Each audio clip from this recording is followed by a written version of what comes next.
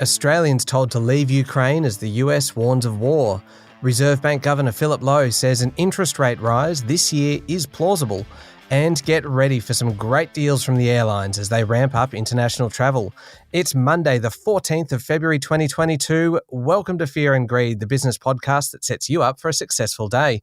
I'm Michael Thompson, and good morning and happy Valentine's Day, Sean Aylmer.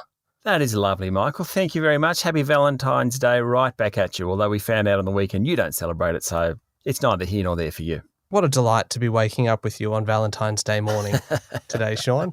And of course, stay listening for Sean's chat to Hugh Dive from Atlas Funds Management about why he likes dividend stocks. But first, Sean, as I mentioned, the Morrison government has closed the Australian embassy in Kiev, fearful that Russia will soon invade Ukraine. Yes, staff are being evacuated and warned that if they don't leave now, it will be very difficult to get any assistance from Canberra. It follows US President Joe Biden over the weekend calling European leaders, saying a Russian invasion of the Ukraine is imminent. He also spoke directly to President Vladimir Putin for an hour. The reports suggest no breakthrough was achieved. Russia is still playing down the prospect of invasion, with a spokesperson accusing the US and its allies of unprecedented hysteria. Global financial markets, not surprisingly, are on tenterhooks, with military action likely to trigger big falls. In fact, the prospect of war has already hit markets. Wall Street over the weekend fell sharply, with the S&P 500 closing down nearly 2%, while the tech-heavy Nasdaq tumbled 3%. Brent crude futures pushed beyond $94 a barrel over the weekend, the highest in 7 years. Gold hit a 12-week high of more than $1,860 an ounce. Now, investors are already skittish, given the 40-year high in US inflation announced last week. A skirmish on the border isn't likely to have a long-lasting impact on markets, though it could delay rate rises in countries like Australia. However, a full-scale war would have much, much greater consequences. Regulators are already wary of the global geopolitical and economic situation. On Friday, Reserve Bank boss Phil Lowe warned of the potential for severe adjustments in financial markets, but reiterated that what happens to interest rates locally depends very much on what's happening in the global and the local economy. More of that in a moment. The crisis in the Ukraine is likely to dominate financial markets pretty much this week. Given the strengthening ties between Moscow and Beijing, some analysts don't think Russia will invade during the Winter Olympics, which end later this week. But the US thinks otherwise. It's a very, very nervous time in geopolitics and financial markets. It's kind of extraordinary to think that the Winter Olympics could actually impact geopolitical conflict like that. Yeah, it is. You would think that maybe things like the Winter Olympics would actually help tension. But the US is saying that it believes Russia will invade, but there's brinkmanship in this on both sides, of course. Yeah. Okay, how did local equity markets finish on Friday, Sean, ahead of the latest news? Poorly, Michael. The S&P ASX 200 closed down 1%, finishing at 7,217 points. It was up 1.5% for the week, but it's still 3% below where it started the year. Now, tech stocks were easily the worst performers, led by Xero, which dropped 4.5%. Real estate investment trusts also did poorly, with market leader Goodman Group down 4%. Both sectors are valued in relation to interest rates, and the prospect of higher rates is bad for valuations. The materials companies, led by the big miners, were the outperformers. Rio Tinto was up more than 3%, Fortescue 2.5% and BHP 1.2%. The miners report their December half results this week. Everyone's looking forward to that. Okay, we'll be back in a moment with the rest of the day's business news. Sean, there's a lot of stories around today to discuss. The Reserve Bank Governor Philip Lowe was in front of Senate estimates on Friday, and he had plenty to say. He sure did. Dr. Lowe was speaking after figures showed a 40-year high in US inflation, and he warned local investors of the potential for an abrupt adjustment, they're his words, in financial markets if the Fed raised interest rates faster than expected.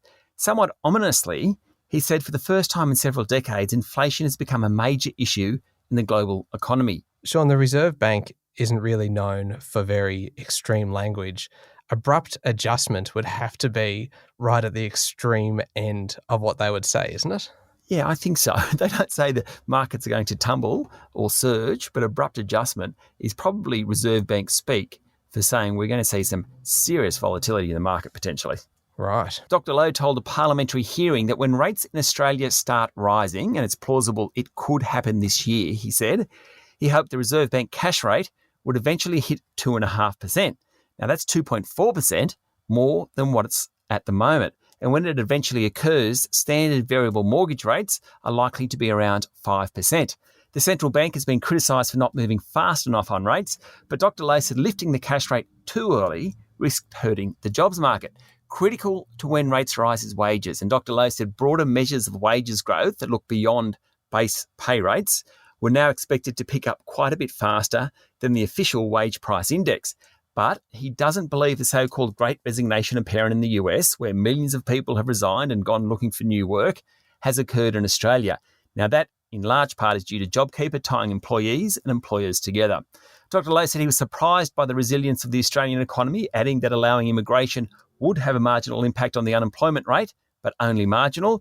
However, letting migrants back in will be very good for productivity. Okay. Now, the COVID news, Sean, does keep improving, and that should help the economy, you'd think. Yes, cases seem to be falling, certainly in the big states, as are hospitalisations. Victoria reported 7,200 cases yesterday and 18 deaths. New South Wales reported 6,700 cases, though the number of deaths was high at 22. Let's hope that trend keeps going. Yeah, absolutely. Now, a really interesting story that came through late on Friday. One of the financial service sector's highest profile cases was dropped 5 years after allegations were initially made. That is a long time. Yes, this has been a really big case for banks and particularly for advisors, investment banks, and how they advise corporates. The landmark criminal cartel case against 3 banks was dropped on Friday, surprising pretty much everyone from the judge down. Now, the case involved an institutional share placement undertaken by ANZ in 2015. Its advisors, Citi, JP Morgan and Deutsche Bank, and 6 executives were charged over the failed $2.5 billion raising. The raising was $800 million short, so they only raised $1.7 billion, $800 million short, and the banks picked up the shortfall. Whether or not that was legal was at the heart of the claim. At least from the outside, it didn't look very different to hundreds of raisings done in the market, hence the interest in the case. But on Friday, the Commonwealth Director of Public Prosecution sent letters to the parties advising the case was over. Of course, the defendants had already spent plenty of money, and so the question is now whether public prosecutions will foot some of that bill. A very surprising outcome, though. Yeah, certainly is. Now, Sean, we usually wouldn't spend too much time on state by-elections on a national podcast like Fear and Greed, but there were 4 by-elections in New South Wales to replace some pretty high-profile state politicians, the former leader Gladys Berejiklian, her deputy John Barilaro, as well as former Labor leader Jodi McKay. Yes, and most of the interest really in what happened on the weekend is all about what the results indicate for the federal election, which we know has to be held in the next couple of months.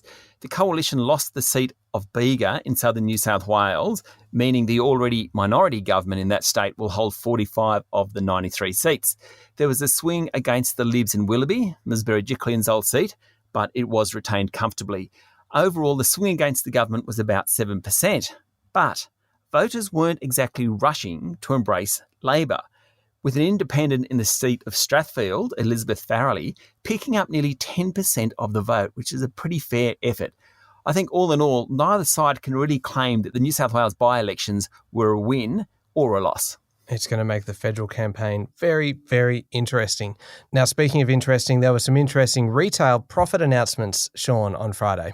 Yes, sales at outdoor clothing chain Kathmandu, one of my personal favourites, Michael, jumped sharply over the past 3 months. The end of lockdowns was the main reason. However, the group's Oboz hiking boots business, which is mostly centred in the US, is struggling because it just can't get enough shoes delivered out of Vietnam. Hey, it's really Sean, Yes? when was the last time you went hiking? Oh, no, I do bushwalking. So is that hiking? I don't know. I suppose it is. I just have this picture of you being the kind of person that buys the big 4-wheel drive for city driving only and buying the Kathmandu kind of puffer jackets and the hiking poles just for walking around the suburban streets. Ouch. Sorry, carry on. The other one last Friday, Mike, was Baby Bunting, which is the biggest player in the specialty maternity and baby goods market. It said sales had jumped sharply in the final 6 months of last year, despite the lockdowns. In fact, it recorded an 11% increase in profits. Now, Baby Bunting has almost 20% of that market. It's done really well. Its major competitors are actually the big players like Target and Kmart, but it's just found a little niche for itself. Yeah, Baby Bunting have terrific stores. I remember just a couple of years ago when we were looking for a pram, they even have like a test track in store that has different types of terrain that you can practice taking the pram over. And you're talking about me driving the four-wheel drive in the city. You're taking the pram over the terrain. That's right. Extreme pramming is a thing, Sean. And there was a great story over the weekend about the lengths that airlines are going to attract customers. Yes, the race is on to win customers from 21 February when international borders reopen. According to The Australian, there's new in-flight menus, more flexible fares, new loyalty benefits, and more modern aircraft taking to the skies. Now, some of the examples, British Airways have teamed up with Dettol to help restore hygiene confidence.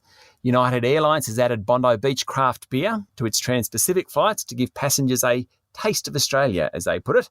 Qantas is providing vegan options on all their menus. Etihad is including COVID insurance on every fare sold until the end of next month, while several are offering very flexible arrangements. And of course, Michael, there are some great deals at the moment as the airlines try and ramp up operations post-COVID. East Coast Australia LA return, under $1,000 Qantas is offering at times. Really good deals. The winner in all this, of course, should be the customers. Okay, just checking the headlines in today's news media. The latest news poll data in The Australian shows Labor still has an election-winning lead of 55 to 45% over the coalition. The two-party preferred figures have improved slightly for the government since the last news poll, but that's really more to do with a drop in primary vote for the Greens than anything else. The Prime Minister had a pretty ordinary week last week with some bruising encounters in Parliament, so it's perhaps a little surprising that opposition leader Anthony Albanese suffered a fall in approval. And speaking of the Prime Minister, Sean, you can tell it's an election year because last night we saw Scott Morrison and his wife Jenny feature in a major profile on 60 Minutes. There is plenty of discussion about that in the media this morning. And just briefly, the US is warning its allies they face a decisive decade to stop China from rewriting the international order to suit Beijing and become the world's most influential power, according to the Financial Review. The Biden administration's long-awaited Indo-Pacific strategy, unveiled on the weekend, commits the US to boosting diplomatic, economic, and security ties across the region, championing democracy and human rights, and supporting press freedom to combat disinformation.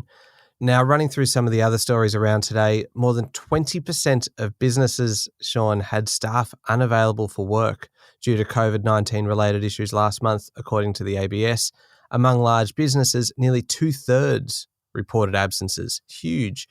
It was mostly related to self-isolation or quarantine requirements, though, rather than people actually having COVID. The crisis goes well beyond staff. Almost half of all businesses experienced supply chain disruptions last month.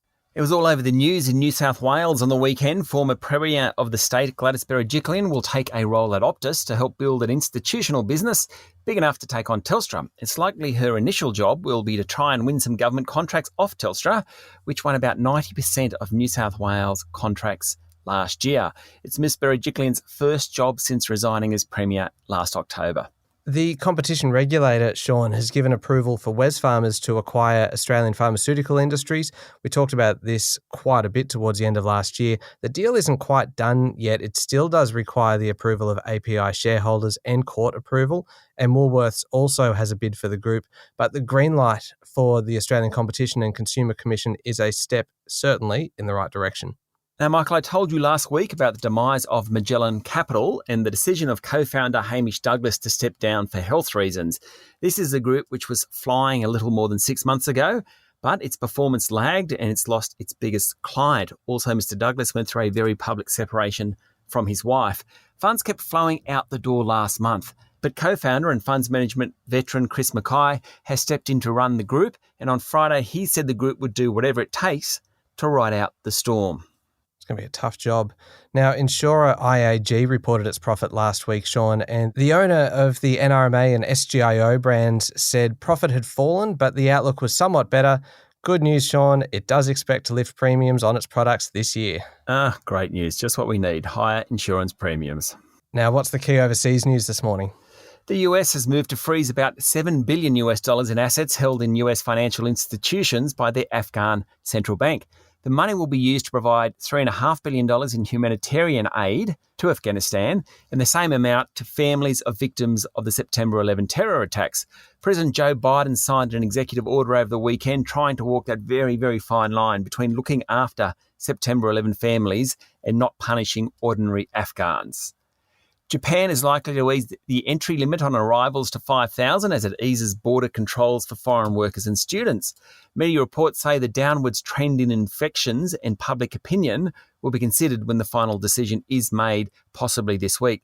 Now, Japan's current border restrictions, which were introduced in November, are among the most stringent of any major economy. And finally, a group of European development banks are set to spend about $6.3 billion by 2025 to try and stop plastic waste from polluting the world's oceans. The Clean Oceans Initiative, led by French and German banks, hope to make a dent in the 8 million tonnes of plastic that enter the ocean every year. Mostly, Michael, it's thrown away on land or in river systems, but eventually finds its way into oceans. Okay. Now, up next is the Fear and Greed Daily interview. And today, Sean, you're talking to Hugh Dive from Atlas Funds Management. Yes, this one is for investors, and Hugh gives some great reasons why he likes dividend stocks, and not just because they pay out every half. It's the discipline in management that dividends cause within a company. Really interesting. Yeah, certainly is. And also today you'll find in the Fear and Greed playlist the week ahead featuring our resident economist, Stephen Koukoulas. Sean, I reckon this is one of the best chats you've had with Stephen. It's really, really interesting. All right. Well, we talked a lot about where the economy is at right now. There's not a huge amount of economics come up in the next week, but, Stephen just knows his stuff so well, and he really could outline where the economy is.